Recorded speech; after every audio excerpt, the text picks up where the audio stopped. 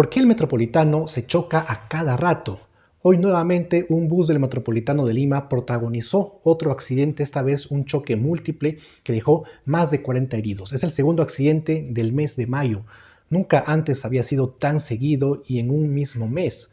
¿A qué se debe que sea tan frecuente? Los accidentes frecuentes en el Metropolitano se deben principalmente a una combinación de flota vehicular sobrepasada de su vida útil. También hay congestión y poco margen de error en la vía exclusiva. Asimismo, hay factores humanos como la fatiga o la distracción de los choferes. Se ha reportado que varios de ellos operan bajo condiciones de cansancio extremo. En este video haremos un recuento de todas las veces que este servicio ha reportado accidentes. Al tener un panorama amplio podremos detectar las causas más precisas y poder aportar acciones para disminuir la frecuencia.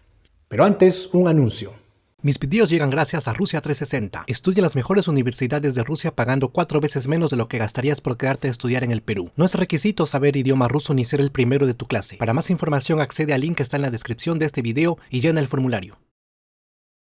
Desde que el sistema del Metropolitano empezó a operar en Lima en el año 2010, la promesa fue clara: ofrecer un transporte rápido, ordenado y seguro. Al principio fue así, pero con el paso de los años el sistema colapsó. La alta demanda hace casi insostenible viajar en el Metropolitano debido a las largas colas y esperas. También empezó a acumular una larga lista de accidentes, incidentes y episodios que revelaron problemas estructurales, operativos y humanos. Durante sus primeros años de funcionamiento, los accidentes más comunes no eran necesariamente choques grandes o tragedias masivas, sino accidentes cotidianos que, aunque menos mediáticos, ocurrían con mucha frecuencia. Se registraban atropellos de peatones que invadían la vía exclusiva, colisiones menores con vehículos particulares. Muchos de estos casos no terminaban en muertes, pero sí dejaban lesionados leves y moderados también prácticamente todos los días. Con el tiempo empezaron a conocerse cifras más concretas. Información obtenida vía transparencia y difundida por medios periodísticos reveló que solamente durante el año 2023 el Centro de Gestión y Control de la ATU registró 3.694 incidentes y accidentes dentro del sistema. La cifra llamó la atención porque equivalía aproximadamente a 10 casos diarios. Entre estos casos había 1.502 incidentes relacionados directamente con usuarios, 854 caídas al subir al bus, 460 atrapamientos con puertas, 104 caídas al bajar, 73 accidentes reportados por conductores, 25 choques contra infraestructura, eso es un dato importante. También hay 34 frenadas bruscas y 9 atropellos. Los datos mostraban una realidad preocupante. Aunque los accidentes catastróficos no eran tan frecuentes como en el transporte informal tradicional, sí existía una enorme cantidad de incidentes menores y lesiones operativas que afectaban diariamente a los pasajeros. A medida que pasaban los años, comenzaron también a aparecer accidentes más graves y visibles. Uno de los episodios más dramáticos ocurrió el 30 de julio de 2025. Ese día, un acúster informal perteneciente a la empresa La Nueva Estrella invadió la vía exclusiva del Metropolitano cerca de la Plaza 2 de Mayo en la avenida Alfonso Ugarte. El choque frontal con uno de los buses articulados del Metropolitano fue devastador. El saldo fue de 3 personas fallecidas y 27 heridos. Las investigaciones posteriores revelaron que el conductor del acúster acumulaba múltiples papeletas y antecedentes de infracciones. El accidente generó una fuerte indignación pública y reabrió el debate sobre el poco respeto que muchos conductores tienen hacia el carril exclusivo del Metropolitano, así como sobre la deficiente fiscalización del transporte informal.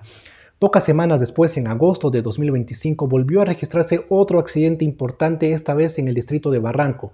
Un carro particular ingresó indebidamente a la vía exclusiva y terminó chocando con una unidad del Metropolitano, cerca de la estación Balta. El impacto dejó 7 personas heridas, aunque no hubo fallecidos. El caso reforzó la percepción de que uno de los mayores peligros para el sistema seguía siendo la invasión ilegal de carriles exclusivos por parte de conductores particulares. En septiembre de ese mismo año ocurrió otro accidente grave cerca del Estadio Nacional. Un taxi intentó cruzar la vía exclusiva sin autorización y fue impactado por una unidad del Metropolitano. El conductor del taxi terminó gravemente herido. Aquí nuevamente el patrón se repite: conductores que subestiman la velocidad de los buses articulados o que intentaban ganar tiempo realizando maniobras indebidas terminaban provocando accidentes peligrosos. Sin embargo, el año 2026 marcó un punto especialmente crítico en la percepción pública sobre la seguridad de este sistema de transporte. El 26 de enero de 2026 ocurrió uno de los accidentes más impactantes de los últimos tiempos. Un bus del Metropolitano se estrelló violentamente contra infraestructura cercana a la Estación México en La Victoria. El choque dejó alrededor de 35 heridos y provocó escenas de desesperación dentro de la unidad. El accidente abrió una discusión nacional sobre el estado real de la flota, la fatiga de los conductores, el mantenimiento mecánico y la sobrecarga operacional del sistema. Diversos especialistas empezaron a advertir que muchos buses ya habían superado la vida útil originalmente prevista para operar. La vida útil está entre 12 a 20 años, han pasado 15 años, entonces ya cumplieron la vida útil. Meses después, en abril de 2026, se produjo otro hecho fatal. Un hombre ingresó ilegalmente a la vía exclusiva cerca de Caquetá y fue atropellado por el Metropolitano. El peatón falleció. Luego, el 5 de mayo de este año ocurrió otro accidente relevante cuando una unidad del Expreso 5 se empotró contra una estructura metálica cerca de la estación Andrés Reyes en San Isidro. Al menos 3 personas fueron trasladadas heridas, aunque posteriormente se habló de un número mayor de lesionados leves. El episodio alimentó todavía más las críticas relacionadas con la antigüedad de la flota y el desgaste acumulado de los vehículos. Pero el accidente que más impacto generó durante mayo de este año ocurrió el lunes 18 de mayo. Esa mañana, aproximadamente a las 8:30, en plena hora punta, 3 buses articulados del Metropolitano protagonizaron un choque múltiple en la vía expresa entre las estaciones Angamos y Ricardo Palma en el distrito de Miraflores. Según los primeros reportes, uno de los buses impactó violentamente contra la parte posterior de otra unidad y una tercera terminó involucrada en la colisión. Videos grabados por pasajeros mostraban lunas rotas, personas descendiendo directamente sobre la vía exclusiva, pasajeros desorientados y escenas de pánico dentro de las unidades. Las cifras de heridos variaron durante las primeras horas debido al caos inicial y al conteo progresivo de afectados. Algunos medios reportaron más de 40 heridos y otros hablaron de 41 y algunos elevaron la cifra hasta 46 lesionados. La mayoría sufrió contusiones, golpes cervicales y heridas provocadas por el impacto y las bruscas frenadas. Afortunadamente, hasta el momento no se reportaron fallecidos. La Autoridad de Transporte Urbano indicó que las causas exactas todavía estaban bajo investigación, pero rápidamente comenzaron las especulaciones sobre varios factores posibles. Uno de los principales era la poca distancia entre buses durante la hora punta. Los choques en cadena suelen producirse cuando las unidades circulan demasiado cerca unas de otras y cualquier frenada brusca deja muy poco margen de reacción para el conductor que viene detrás.